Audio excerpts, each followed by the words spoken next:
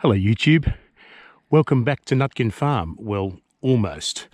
I'm in the area, I'm at a neighbouring farm, and what you're looking at here is one of two crops that the tourist guides tell you are the crops grown in Rosebank and Eureka. One of course is macadamias, which is what I grow. The other here is coffee. And if you've got a big enough screen, you can see the red coffee cherries on the tree. They're ready to be beaten off by a harvester that will come and collect them, send them off for processing, more or less in the same way macadamia farmers send their nuts off for processing.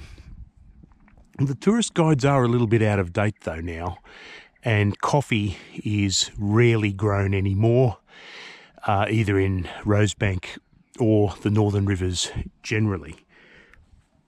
And you can buy a brand of coffee called Rosebank Gold, which of course used to be Rosebank coffee. But if you look at the label now, they actually source most of the beans from Papua New Guinea and other places.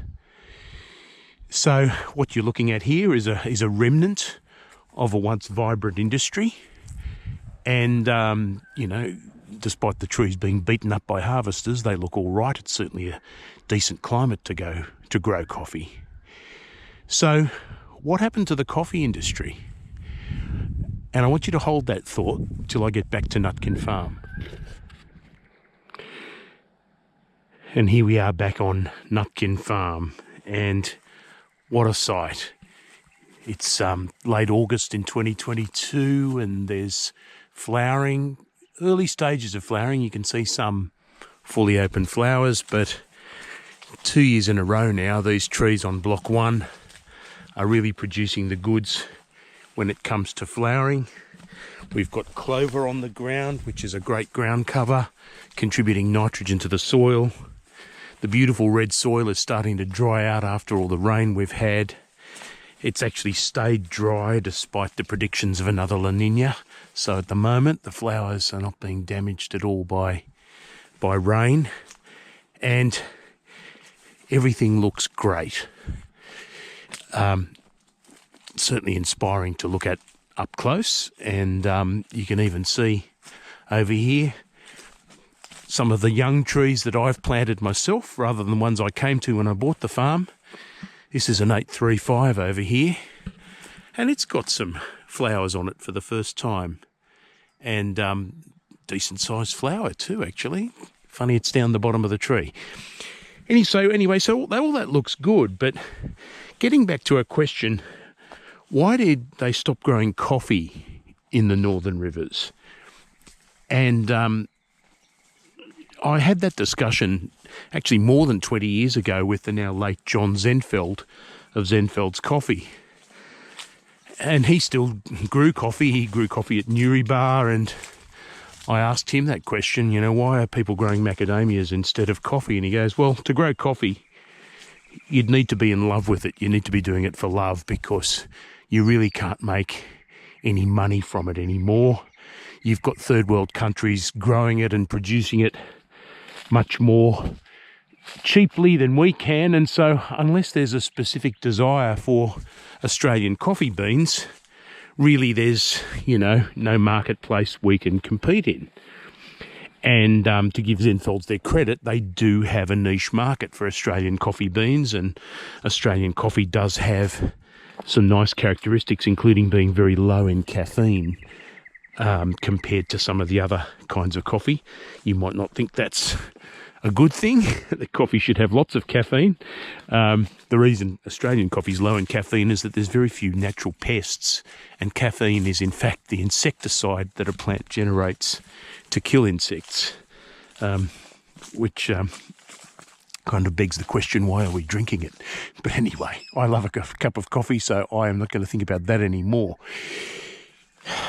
But yeah, the 90s was that decade where coffee growing gave way to macadamia growing, and certainly in the next 10, 20 years there were some ups and downs in the price, and there certainly were periods of doom and gloom for the macadamia industry. But we're now facing a period where the prices have fallen 2 years in a row, and they've fallen by quite a lot, as in from $6 a kilo down to, in general, just below $4 a kilo on average. And the rumour for the upcoming season is that the price is going to fall even further, possibly to the low $3 a kilo. And that all these flowers that I can see and smell will be producing nuts that don't fetch a terribly large amount of money back for the farmer. And what are the implications for that? Why are the prices going down, I suppose, is the first question. And we've had discussions about that in previous videos. But also, what is the long-term outlook? What is the long-term outlook for the macadamia industry in a place like the Northern Rivers of New South Wales, where land is expensive and labour is expensive, and inputs such as fertiliser and pesticide are also expensive relative to other parts of the world where regulations and standards are lower and the cost of labour is substantially lower than what we can achieve here. You know, can we balance that out by the fact that this is the native home of the macadamia and arguably the best place in the world to grow them? Perhaps. Could we balance it out with other factors? I've long held the view that, you know, long term, the Australian macadamia industry generally, but particularly the Northern Rivers, where the farms are smaller and less sort of large scale, I've always held the view that the local industry here could compete on other things, so that it's not really a contest of who makes the most macadamias, but rather who makes the best macadamias. And by best, we're talking about whole kernels, we're talking about large kernels, because they're very desirable in the marketplace. People like eating a nice big whole round macadamia nut, and why wouldn't you? And that there's those areas where you can argue that, you know, the same way we grow grapes and some other crops, that a macadamia grown in New South Wales is the nicest macadamia you can eat. Now, the people in Bundaberg might well arc up over that and say, well, look, you know, you can't say that. We've got a great industry in Bundaberg. And if it does come down to the crunch and macadamia prices do stay low, you can see the Bundaberg area, which was basically developed for macadamias on a very large mechanised scale. They're going to be able to compete a little bit better just from their economies of scale and, you know, the large areas of flat farming land that they can devote to macadamias. They've got some definite natural advantages there. Obviously, there's a natural disadvantage in a lack of water, but you can see their argument that perhaps the Bundaberg macadamia industry will survive lower prices better than the Northern Rivers industry will. But is it doomed? Are we the next coffee? Because we know that Kenya, which ironically also grows coffee, you know, has large amounts of cheap labour. They can devote actual human beings to looking after these macadamia trees in ways that we Australians can only dream about. They're getting yields. You know, they're not the native home of the macadamia, but they're certainly getting yields. In South Africa in particular are beating us on yields in their younger orchards, although their older orchards are very similar to ours. So what happens? Are we going to be the next coffee in New South Wales? Or, you know, what are we going to do about it? Now, the factors involved, of course, are the price we can get for our macadamias and what we can do to influence the price, and also what we can do to influence cost of input as well. So I'm going to deal with those in turn. First of all, the price. Yes, if we start getting down to $3 a kilo with the cost of inputs as they are and inflation as they are, farms like mine won't make a profit. You'd find it very difficult, even assuming that my labour cost is nothing and that I don't put a value on my own time, which is wrong economically. You could say, look, you know, you might get $3 a kilo, which translates to $3,000 a tonne. That might get you $9,000 a hectare. If you get 3 tonnes a hectare, your costs might be $8,000 a hectare, and on that basis you break even by a little bit. But that's a very, very narrow margin, and there's so many different things that can go wrong with that analysis, including the aim of getting 3 tonnes a hectare in the first place. So will the price go up? I personally have the views that it will. The world's going through some difficulties at the moment that started with COVID and then got added to by the war in Ukraine, and what probably will be an economic downturn, which is necessary to fight inflation. Now, macadamias are a feel-good luxury food. They're what people buy when they're feeling rich and secure and happy. They don't need them every single day like you do some staple goods. And so when those troubles are over, arguably the price might go back up. But, and the AMS warns us about this, supply is also going up. If you ever fly into Ballina, all you have to do is look out the plane window and you will see fields upon fields of baby macadamia trees being raised on former sugarcane land where people fled sugar in order to go for better pickings in macadamias, only to now find, as their macadamia trees are growing, that potentially the bottom is falling out of the macadamia market as well. But I discourage pessimism on that, because I actually think the price will head back up again, but it may get lower before it gets higher. So next, what can we do to increase the price that we might get for macadamias grown in this area? Well, there are different points of differentiation. You've got people who are vertically integrated. I'll go to the Channon markets every so often and reliably come across a macadamia farmer who processes his own nuts and, you know, flavours them with wasabi and curry and multiple other flavours and then sells them direct to the public. He keeps all that margin himself, and that's clever. And if you had the time to do that, you could, I guess, integrate your own industry. You've already heard on the Macadamia show from Bruce Chester, who makes his own macadamia oil cosmetic product, which my daughters love and endorse. We have, you know, ways, I guess, of differentiating on quality levels, kernel recovery and whole kernel.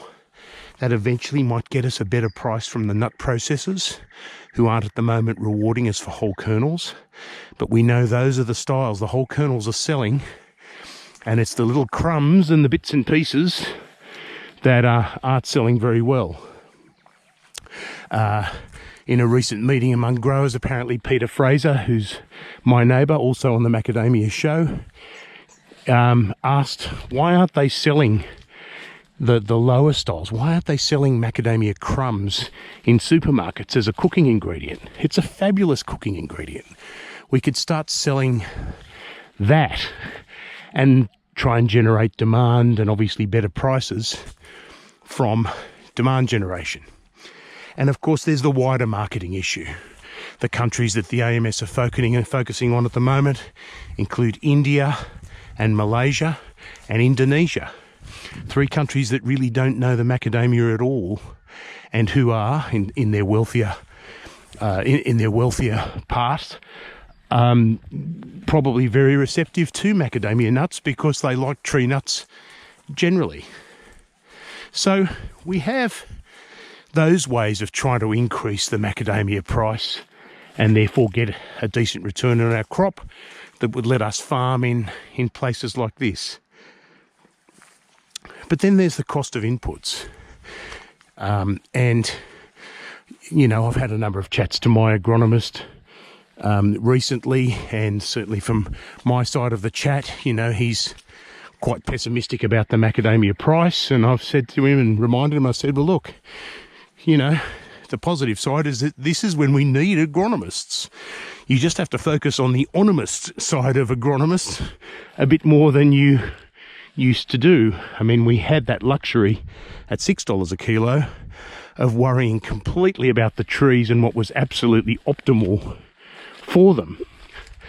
But when the price goes down a lot and we can get down to as low as $3 a kilo, suddenly doing 3 or 4 sprays a year becomes a very doubtful exercise economically. And you start thinking about, well, do we really need that many sprays, or do we really need to focus on this many pests? Right now we're tossing up whether or not to spray for lacebug. Lacebug attacks the flower, but as you can see, there hasn't been much damage, and the spray for lacebug, if you're using one of the new safer sprays, is very expensive. Fruit spotting bug, well, you can introduce parasitic wasps, where the jury's still out on the parasitic anastatis wasp. For them, you use the parasitic wasps for nut borer, and that works. But maybe the other really big pest, fruit spotting bug, it's going to be cheaper to try and raise a lot of predators that will attack fruit spotting bug rather than spray very heavily during the season, and particularly if you have to pay for labour and doing it that way.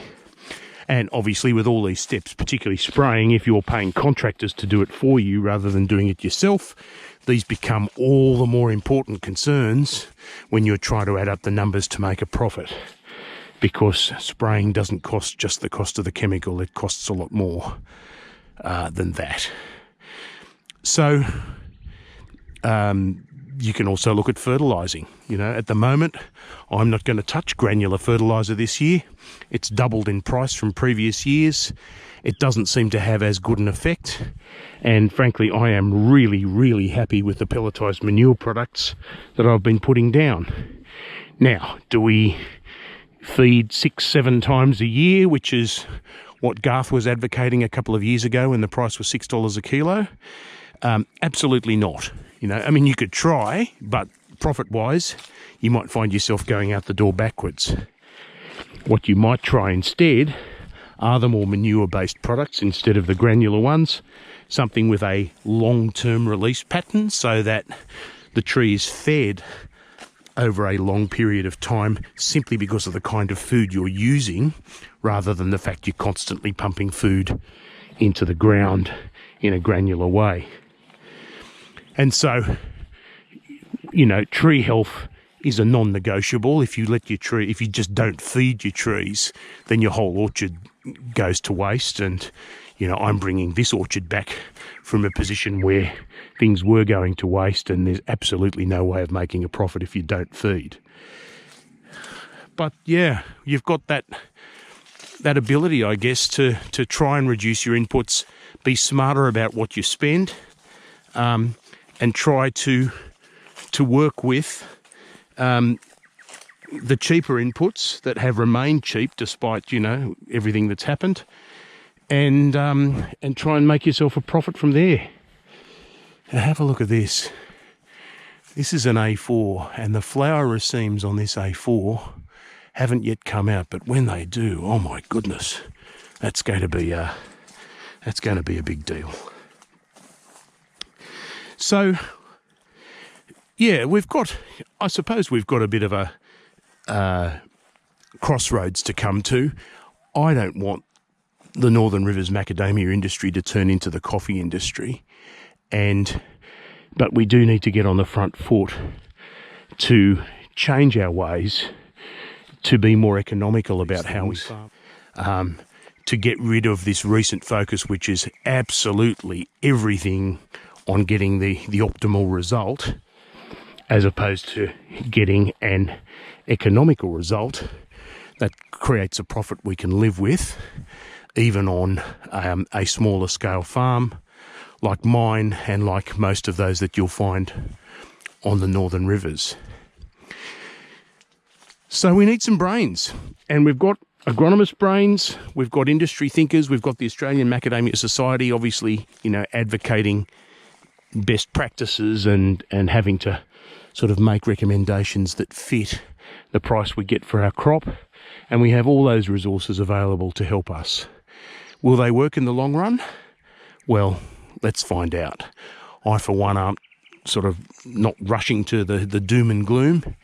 There are some people in the Northern Rivers industry that are exiting. There's one large company, Discovery International, that's selling 4 massive macadamia farms that have been under its management, to use the term loosely, for several years. And, you know, the fact they're getting out of the industry is demoralising on one level, although, you know, they've made that decision and others will take those farms.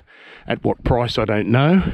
Sotheby's are trying to get a good price for them, but yeah, look, I won't comment further on how that's going to work out for them, but I'll watch those developments with interest. I mean, obviously one of the costs of farming macadamias is what you pay for the land in the first place, and you would expect, just on those market factors, for the cost of farms to become a bit cheaper at least, despite the area having appreciated a lot in real estate values over the last few years. So, something for discussion, guys. By all means, put your own thoughts in the comments below. Is this an industry that you want to get out of? Is it an industry where you think the best plan is to stick with it and change your practices? Do you want to grow something else? If so, what else would you grow other than macadamias in this particular region?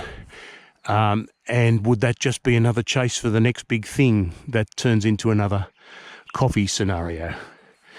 So let us know, because it's kind of important, this discussion, and when you're thinking long term, you've got to think a lot. Thanks for watching today. I'll be back again with another video very soon, because harvest time is on and we're going to try and get up every last nut before the end of August. So might be able to bring you some footage from that. I will see you soon. Bye.